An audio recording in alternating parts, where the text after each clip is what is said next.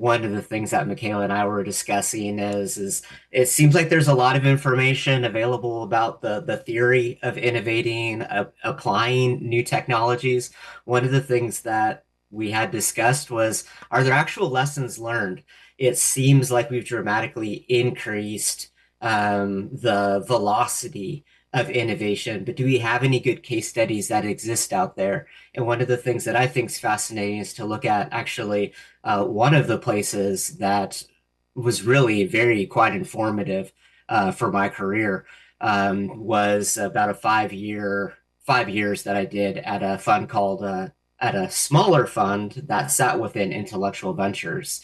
So what I'm hoping to go through here is to actually go through a lot of the work that we did while at Intellectual Ventures to take a look at some principles around ideation, around finding product market fit, scaling into market, looking back at some of the results, and then stepping back even further to say, given the technology that we have available to us today, how might we approach things differently? And in fact, these are many of the areas that we're exploring within my company. And I'm very pleased to see pioneers and thought leaders like Michaela implementing in the ventures she's working on. So about me, I think what's interesting about my career is that it began, I think, in earnest in my first innovation investment fund in about the year 2000. At that point in time, I was able to develop intellectual property for NASA, Jet Propulsion Laboratories, Caltech, and Hughes Research Laboratories in terms of some of the luminary places that I worked, and supported what we considered to be a fund, what we would consider today to be a micro fund, a $25 million fund that would take these ideas, build business plans, and see what could be done to take these lower technology readiness levels based upon NASA's scale to market. Oftentimes, the technology readiness levels would be as low as, say, a TRL level 4, which is some kind of lab experimentations, nothing actually demonstrated necessarily in the real world, and see if we could build business ventures around that. And then around the year 2012, I came into intellectual ventures in the fund that I was working in, the Invention Science Fund. Within the Invention Science Fund, it started in 2003. I started in 2012. And along the way, learned quite a bit about transitioning from individual ideas and focusing on those individual ideas within really a much smaller kind of focus on technology, generally information communication, some early AI, early voice recognition, early autonomy, really the early harbingers of a lot of the technology that we see today. And so that really brought me through, I think, up to this presentation. And what I'm hoping to go through, and I hope this will be a nice mental shift, hopefully give everybody's brains a bit of a break thinking about applying AI. To talk about what this looks like in terms of implementation. So, what I hope to go over are some of the techniques that we use that I think are still very helpful and applied elsewhere and generally quite in vogue, but I think there's some opportunities for refinement. I want to talk about how we started with the principle of being a mile wide. Um, 1.6 kilometers wide, 1.6 kilometers deep in terms of our breadth of where we thought that the fund that I worked in could innovate. I want to talk about the results that we were able to achieve, go through some of the pain points and growth curves so we can get to the final portion of the presentation where we talk about what innovating looks like today. And hopefully, I'll be able to leave you guys with some practical tips that you might consider implementing. If you do, I very much would love if you guys would provide me feedback, and we'll definitely leave some room at the end for some questions. So to kick off, guided innovation principles, I want to go through the process that we were using. So the fund that I was at was the Invention Science Fund. By the time that I had joined Intellectual Ventures in the press, what you'll see is that Intellectual Ventures had raised about $5 billion in capital to commercialize ideas in the form of patents. So a lot of the work that we were doing, we were in a much, much smaller fund. We were actually the smallest but first fund founded by Intellectual Ventures. We would go through a process of developing a thesis around a particular area. We would gather as much information as we could about that area. We would bring in luminaries in what we would call an invention session to contemplate what solutions would look like. We would then go through a process of actually taking lots and lots of video. And this is certainly before we had transcription services. So people would spend hours reviewing videotape being collected from cameras, right, put around a room, around individuals, around a table that were riffing ideas very fast. And patent attorneys would have to go through the process of stitching and piecing together ideas so they could be assessed. And the triage process, in terms of how things were assessed, is certainly one of these areas that is ripe for improvement. And then finally, we get to how we would go about taking and transitioning from ideas to, in some instances, prototypes, in some instances, to partnering to bring these ideas actually to life. So in here, in terms of the invention brief, this may be very familiar to many of you, but when you put together perhaps something like one of the 7 hats sessions, where you have different colored hats representing different views of thinking, we would actually have a booklet that we would distribute to everybody ahead of the session, and then someone would run through a PowerPoint with prompts. And then we would see individuals going over, right, each of these briefs within an invention session. So some of the invention sessions, this is representative of some of the individuals that we had. I was really fortunate to work directly with an individual, Casey T. Green, up here, a polymath and an exceptionally talented individual. What was fascinating about his role, and I think is very important if you're looking to do these sessions, is to have someone that's able to orchestrate, sometimes resolve conflicts that arise in these meetings when things get heated, as well as coax out information from quiet individuals or refocus the group if the thinking, right, tends to go off topic. So in here, individuals like Robert Langer, of course, we had Bill Gates. There's Lowell Wood, who has surpassed Thomas Edison, actually, during my stint at Intellectual Ventures for the most prolific, I believe, U.S. inventor in history. There's Eric Lutard. It's always fantastic to have an acclaimed neurologist right on the team. But this is a very eclectic group of individuals and backgrounds. And really a big premise of this is can we bring in these divergent backgrounds and experiences to look at problems in different ways and come up with real interesting solutions. Off the back end of this, we'd really spend quite a bit of time going through this process of triage, is what we called it. And it's really seeing in terms of the problems, right, that we're solving, may have an issue on here, but really what we would be looking to do is to say is how well do some of these problems actually align? What would be our timeline in terms of our ability to bring something to market? And what would things look like for us? Because a major currency that we would transact in would actually end up being patents. So it'd be very curious to see how we could put things into patents and ultimately commercialize them. Some methodologies that we had for us. So as you're going through and looking at AI services, there's many ways of bringing these types of things to market. For us, we would look at things that would be we would use any one of these tools based upon how well developed the technology was already present in the market.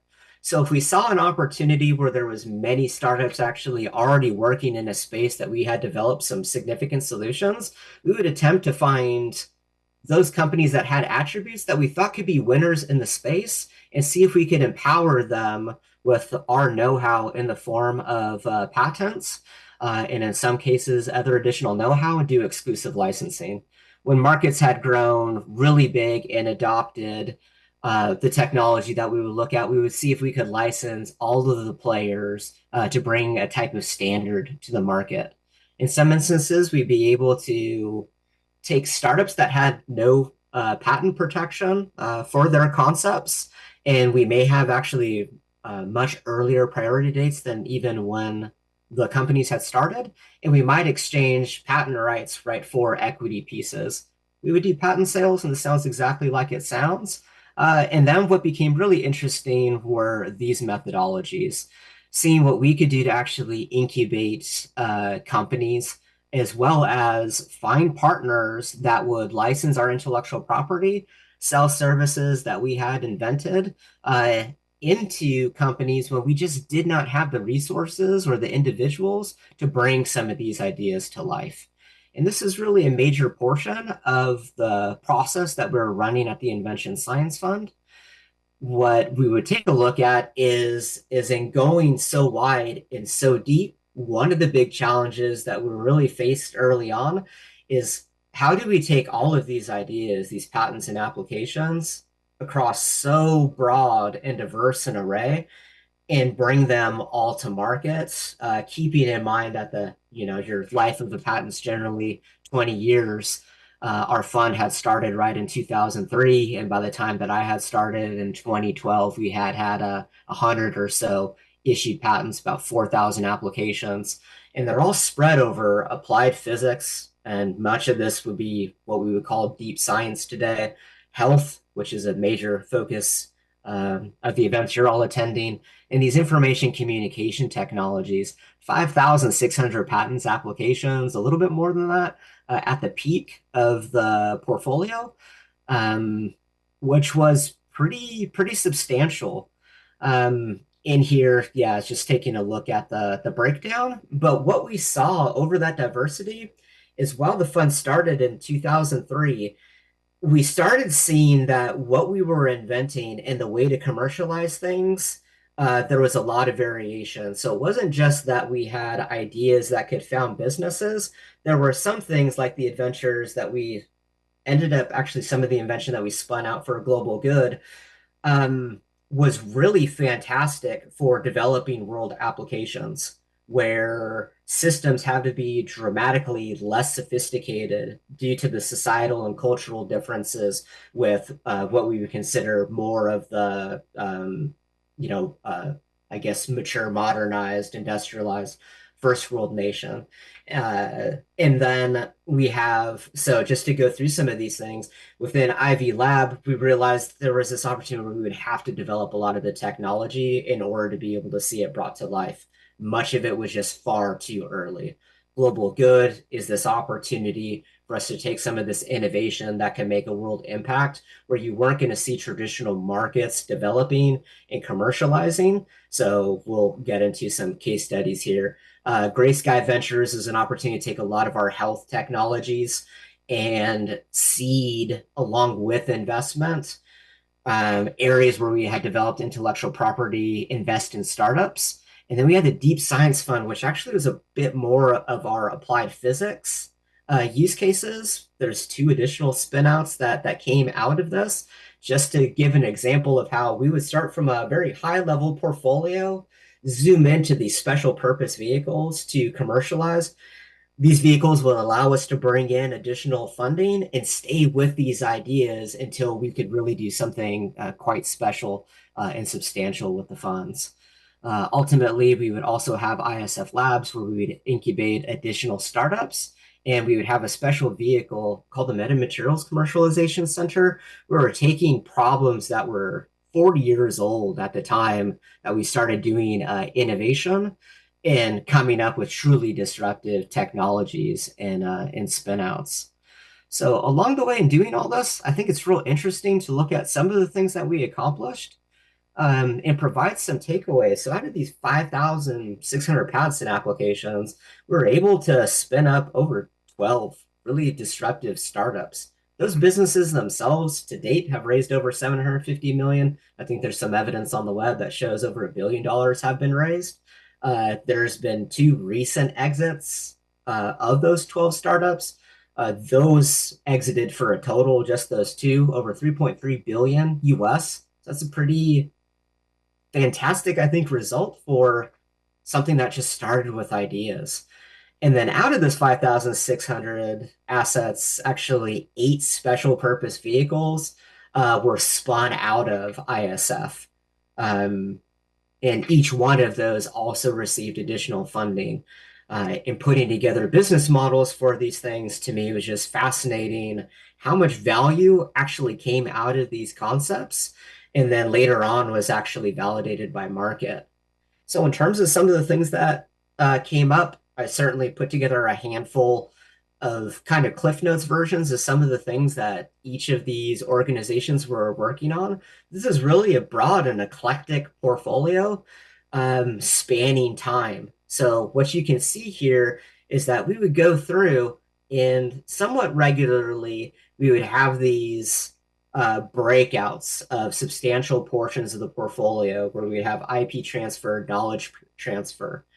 And one of the hardest things you can imagine is if you're spinning out businesses, oftentimes we have individuals that have a lot of institutional knowledge actually leaving the fund, and we would no longer have access to them because they would actually leave with some of these startups. One of the innovative things, and we'll get to it right on some of the next slides, is how we managed a bit of that process. So you could provide individuals that were passionate about creating ideas, but then obviously when you spend so much time with these things, very much fall in love with the ideas. You fall in love with the network, the ecosystem, right, that you create. And sometimes you want to go with an individual idea because you're so passionate about it. And as many of you are, officially leaders in terms of titles, unofficial leaders within your own teams, you want to do so much to empower your people and provide these opportunities. It's real interesting to us to see some of the structures and how we're able to do that. And here, these are some of the spinouts, and I think this is the opportunity to share these guys right here were really our metamaterials. And I think this is a fantastic case study to show how you can bring people onto an idea,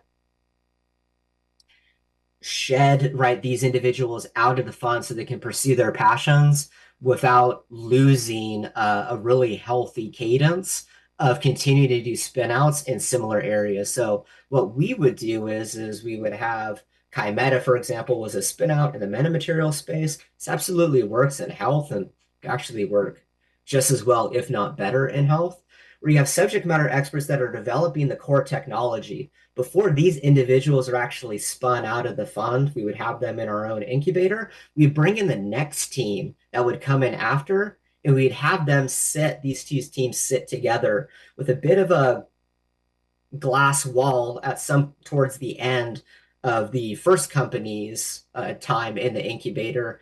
But you would have this fantastic knowledge transfer. So this team here, which generally each subsequent technology is going up dramatically in terms of technology risk, we would start with the lowest technology risk, bring that to life as soon as we could, so we could get that innovation in the market and de-risk the overall likelihood that these later stage technologies would actually be possible. So we'd actually build incrementally and spin out to de-risk, give us opportunities that any one of these businesses could actually exit.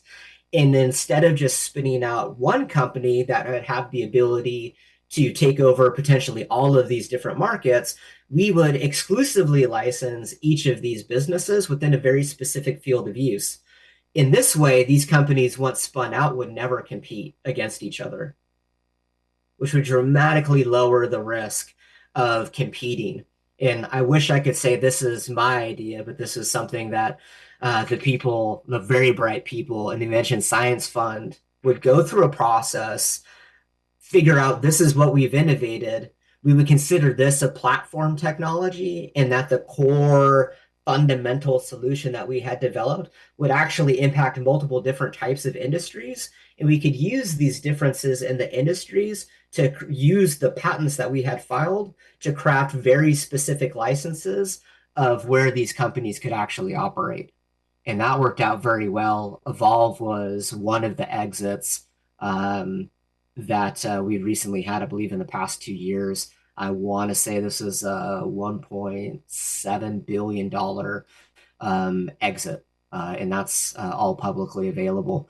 But to also give some insight into some of the other things we were doing. One of the first spinouts that we had was TerraPower. This was an opportunity to take nuclear waste and put it to work. I believe at the time that they were putting this together, they believed that they could run uh, generate the power requirements of everybody on the globe at the time for at least 5 years with the nuclear waste that existed right in the United States alone, using what is called a salt reactor, which is much more stable and much less likely to suffer from some of the other known issues from older style reactors. And what's fascinating here is this is a capability that we had largely lost in the United States. We still have this dichotomy where most of the subject matter experts are about 60 and older or in their late 30s, right? And younger. There's just a very big gap in here. And so that always brings big challenges. In terms of some of the things in health, one of the things we were proud of was being able to, very early on with Corey McCann, the CEO of Paratherapeutics, this is the first FDA approved combination of um, virtual treatment in combination with prescription pharmaceutical. They're able to show that a combination of putting somebody in virtual reality or giving someone a tablet to interact while they're on a prescription pharmaceutical actually improve outcomes for people with traumatic brain injuries. And as we were looking at some of the outcome in terms of the US's base war on terrorism, and some of the veterans that were coming back, this looked like a fantastic opportunity to help people cope with some of the traumatic brain injuries that have been suffered through there. We also had some really outlandish ideas, or at least it seemed to me like it at the time. This is a business that is taking off. Could we take ambient heat in an environment and convert that into energy? So this is really a very interesting place where we found that if you could take some of these concepts, find investors or early adopters that could help fund, right, some of these concepts, we could incubate them, find really bright individuals and bring those things to market. We also see a handful of things that would go on. I know there was a earlier presentation today about synthetic data and bias in synthetic data.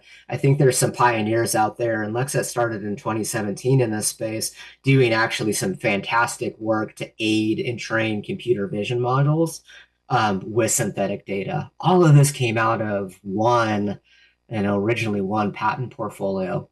And then there's this fantastic story around global good and wanting to make a positive impact in the world. And I think one of the fascinating things that we were seeing, and this came out of close collaboration with the Bill and Melinda Gates Foundation, was that a lot of the things around malaria, the vaccines, there was a lot of money being spent at the time trying to figure out how to either change the vaccines so they could be brought to remote areas where malaria was taking foothold.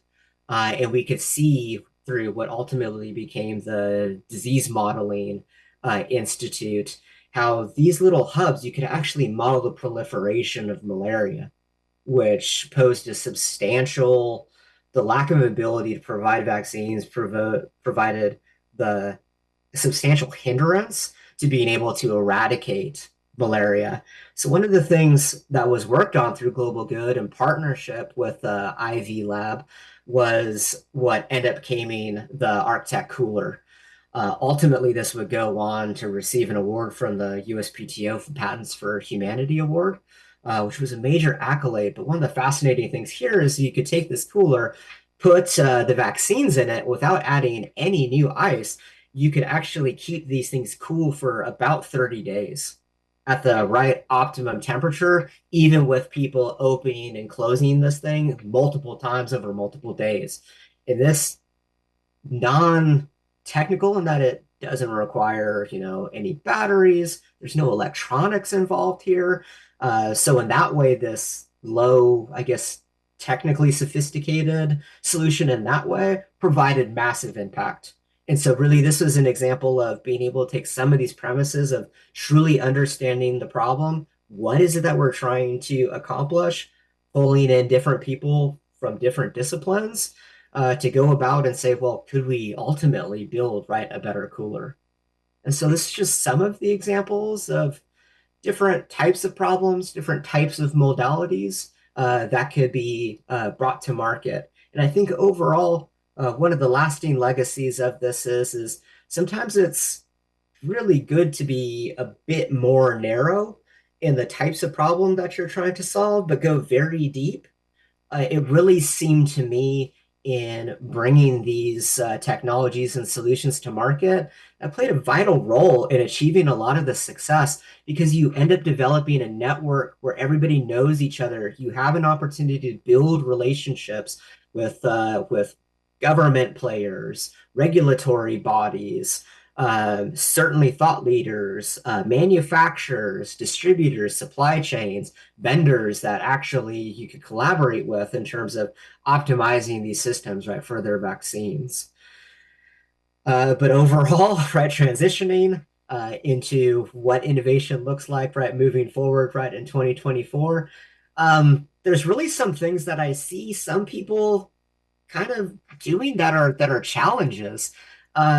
There are some ways of going about building innovation systems that uh, you know actually lead to success. And for me, being able to go into existing ecosystems when you have individuals that are forming some of these ecosystems, finding ways of being a part of that. Certainly, this event that you guys are in, the relationships that you're forming, these are fantastic things to have and keep with you.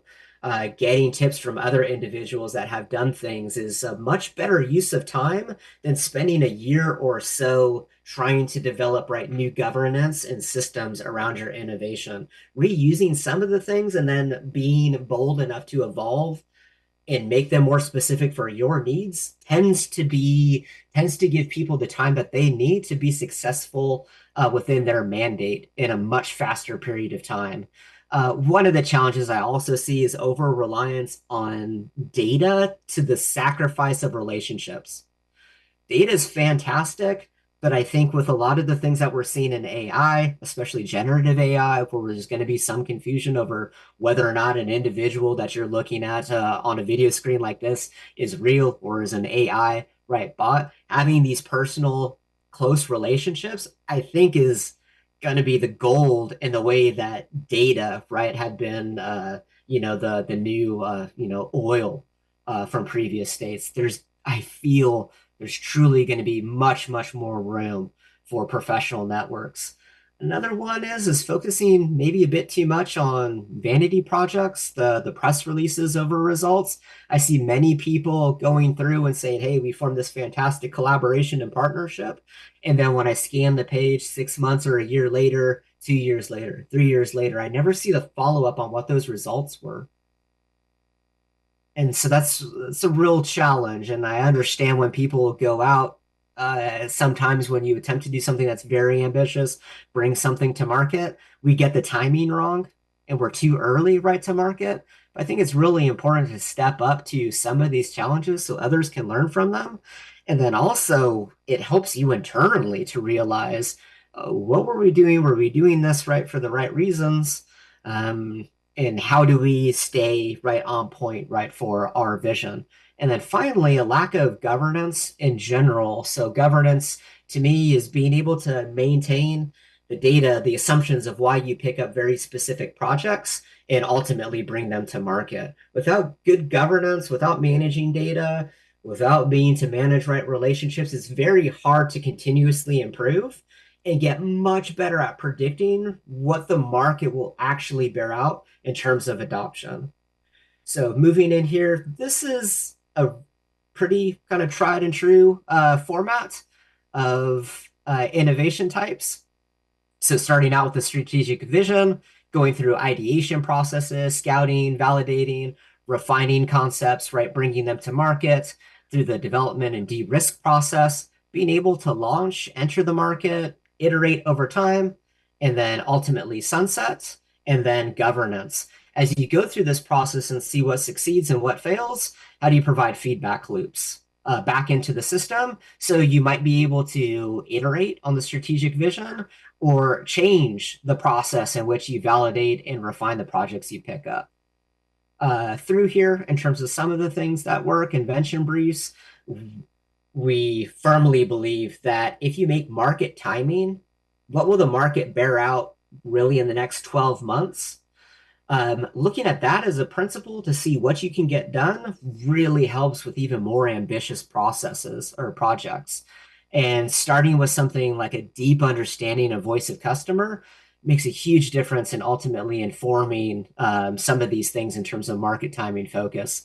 For invention sessions, these are still something that I really believe in, but I really like to encourage people in understanding like what is your mix? Are you going to be looking at platform technologies, things that can be applied right to multiple purposes? Are you going to take an approach where you might be able to launch something in year one, take those learnings from the launch in year one, do something much more ambitious with perhaps a 3-year timeline with an idea of what could be possible in year five, or you focus very specifically with something like the architect cooler of something that needs to solve a problem today. So you're going to go in, invest a lot of time, bring this thing to market, and move forward. All of this should very much inform the triage process. And in addition to having criteria, I think it's really interesting to actually add in a lot more of voice of customer in terms of input. For commercialization, this may look very different for you all than it did for me, in that your patents truly were a lot of my collateral. Being able to develop anchor partner relationships where you have known entities that are very interested in adapting or bringing in new IP, I think is very important. One of the things that we notice is that if you start with a very eclectic group of individuals, it's very hard to find partners that have that diverse array of technology that can readily onboard your project. And so I would encourage anybody that is using a diverse array of individuals, when you look to bring these solutions to market, consider there's going to be a whole handoff where if there isn't this handoff process, the receiving partner is going to have face substantial headwinds in just understanding right the core premises and tenets of what was very obvious to the team will be a lot less obvious to the adopter. And then similarly, if you in your own organization are bringing ideas to market, being able to test very frequently, even actually prior to prototypes, being able to, in the 90s, right, we would call it, slideware, more in PowerPoint presentation form, although there's fantastic digital twins and modeling systems that exist today. Leveraging those to be able to show what could happen, what the models right actually look like, are fantastic ways of improving on some of the systems that were so, I guess, vital for us. And then we just have a couple of things here, right, in terms of invention briefs. You want to build up a knowledge base that lets you know, here's the technologies that are actually viable out there. These are the things that we're actually capable of doing, and this is where everything intersects in terms of market demand. I continue to believe that being able to time the market in terms of what the market will adopt, if you get that right, it covers for many sins in the innovation process. In terms of this process, I think to broaden this out, I think SMEs, subject matter experts at different disciplines that come from different areas, continuing to have a session lead, thinking differently and more broadly about IP is important. But I also know that when you're going through these invention sessions, there's some fantastic AI-assisted transcript services. There's the ability to use solutions like Linus's IP screener out there to do real-time novelty and freedom to operate search and feed that back into the session.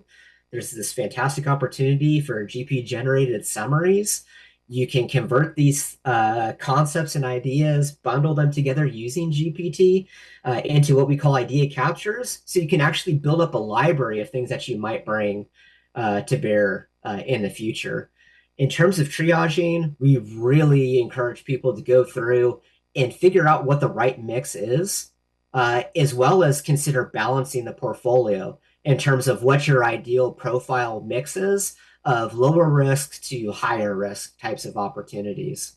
And then ultimately, all of these things existed for us within the Invention Science Fund, Global Good, and the special purpose vehicles we spun out. When we think of AI, there's these huge opportunities to actually build standards around inputs to systems, process that data right in ethical ways, and deliver right these solutions in the forms of standards and platforms, but do more things around branding such that people, when they pick up these solutions, know where the technology came from. It comes from a trusted technology provider. And the fact that you're using some of this technology or others may be using the technology says something about their values. And with that, I know I didn't leave much time, but I'm happy to field any questions.